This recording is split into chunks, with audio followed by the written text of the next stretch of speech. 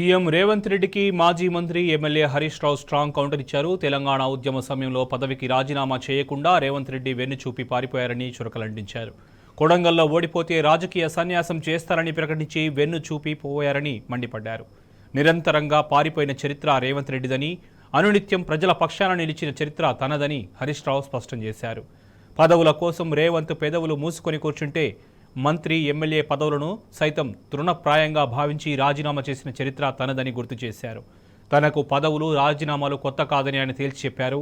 ప్రజలకు, రైతులకు, పేదలకు, అణగారిన వర్గాలకు తన వల్ల మంచి జరుగుతుందంటే ఎన్నిసార్లు పదవులకు రాజీనామా చేయడానికైనా వెనుకాడబోనని హరీష్ రావు కుండబద్దలు కొట్టారు. ఆగస్టు 15 లోపు రాష్ట్రంలోని రైతులందరికీ 2 లక్షల రుణమాఫీతో పాటు 6 గ్యారంటీలు సంపూర్ణంగా అమలు చేసి చూపించాలన్నారు. ఈ విషయంలో తాను రాజీనామాకు సిద్ధమని, హామీలన్నీ నెరవేర్చని పక్షంలో రిజైన్ చేయడానికి సీఎం రేవంత్ సిద్ధమా అని హరీష్ రావు సవాల్ విసిరారు.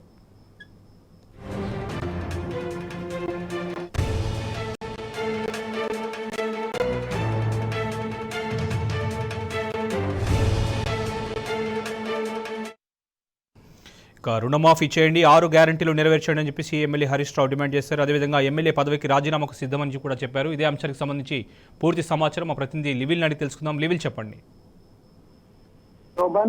ముఖ్యమంత్రి రేవంత్ రెడ్డికి మరోసారి సవాల్ ఇచ్చారు. బీఆర్ఎస్ ఎమ్మెల్యే మాజీ మంత్రి హరీష్ రావు 2 లక్షల రుణమాఫీతో పాటు 6 గ్యారంటీలో 13 హామీలను ఆగస్టు 15 కల్లా అమలు చేయండి, నేను రాజీనామా లేదంటే మరోసారి పునరుద్ఘాటించారు.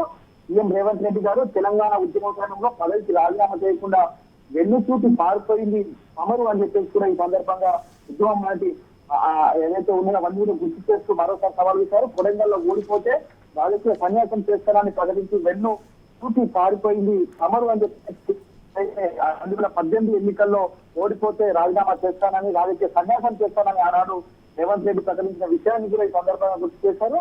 రేవంత్ రెడ్డి గారు నిరంతరంగా పారిపోయిన చరిత్ర మీది, అనునిత్యం ప్రజల పక్షాన్ని చరిత్ర నాది అని చెప్పేసి, అంతేకాకుండా పదవుల కోసం మీరు పెదవులు మూసుకొని కూర్చుంటే మంత్రి ఎమ్మెల్యే పదవులపై సైతం నాడు తెలంగాణ ఆకాంక్ష కోసం, స్వరాష్ట్ర కోసం సులభప్రాయంగా భావించి రాజీనామా చేసిన చరిత్ర నాది అని చెప్పేసి కూడా ఈ సందర్భంగా ఉద్యమం నాటి ఏదైతే పదవులను త్యాగం చేసిన సందర్భాన్ని మరోసారి గుర్తు చేశారు. నాకు పదవులు కొత్త కాదు, రాజీనామాలు అసలే కొత్త కాదు, ప్రజలకు, రైతులకు, పేదలకు, అణగారిన వర్గాలకు నా వల్ల మంచి జరుగుతుందంటే నేను ఎన్నిసార్లు పదవులకు రాజీనామా చేయడానికి కూడా ఈ సందర్భంగా గుర్తు చేస్తూ మరోసారి చెప్తున్న ఆగస్టు 15 వరకు రాష్ట్రంలోని రైతులకు 2 లక్షల రుణమాఫీతో పాటు 6 గ్యారెంటీలలో 13 ఏవైతే హామీలు ఉన్నాయో సంపూర్ణంగా అమలు చేసి చూపించండి, నేను రాజీనామాకు సిద్ధం, చేయని పక్షంలో నువ్వు సిద్ధమా అని చెప్పేసి మరోసారి సవాల్ చేశారు. ఈ నేపథ్యంలో ఇప్పటికే హరీష్ రావు చాలా సార్లు కూడా దీనిపై స్పష్టంగా ఆయన సవాళ్ళను కట్టుబడి ఉన్నట్టు కూడా అనేక సందర్భాల్లో చెప్పారు. వాళ్ళ మరోసారి కూడా వాళ్ళ రైతు రుణమాఫీకి సంబంధించి,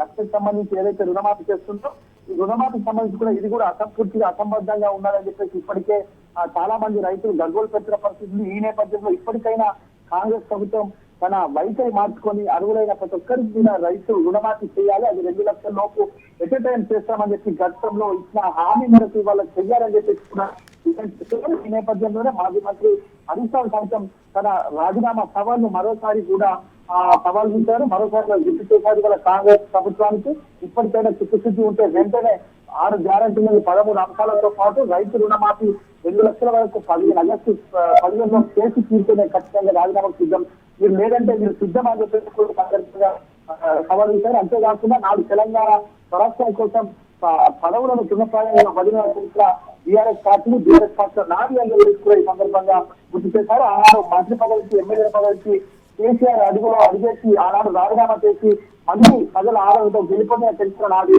వాళ్ళను ఏదైతే కొడంగల్లో రాజీనామా సన్యాసం చేస్తారని చెప్పి పారిపోయిన చరిత్ర మీదని చెప్పేసి కూడా ఈ సందర్భంగా పునరుద్ఘాటించారు.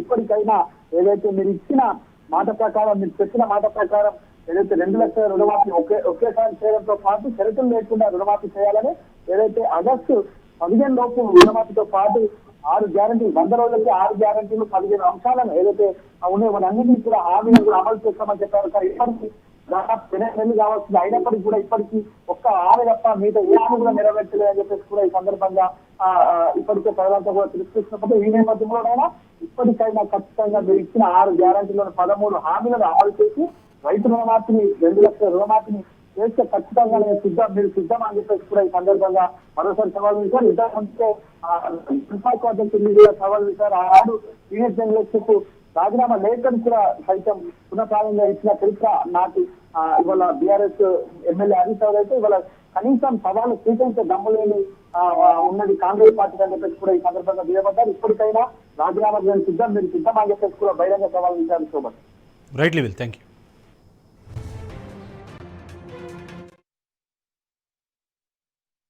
ప్రభుత్వం బాండ్ పేపర్ మీద రాసిచ్చిన 6 గ్యారంటీలు 13 హామీలు 100 రోజుల్లో చేస్తామని చెప్పిన 13 హామీలను రుణమాఫీని 15 ఆగస్టులోగా చేస్తే నేను రాజీనామా చేస్తానని చెప్పాను. ఈ రోజు కూడా దానికి కట్టుబడి ఉంటాను. నేను ఆ రోజు ఇంకా స్పష్టంగా చెప్పాను, అవ్వా తాతలకు 4,000 పెన్షన్ వస్తే నాకు ఆనందం తప్ప నేను ఒక్కరిని ఎమ్మెల్యే పదవిలో ఉండడం నాకు ఆనందం కాదు.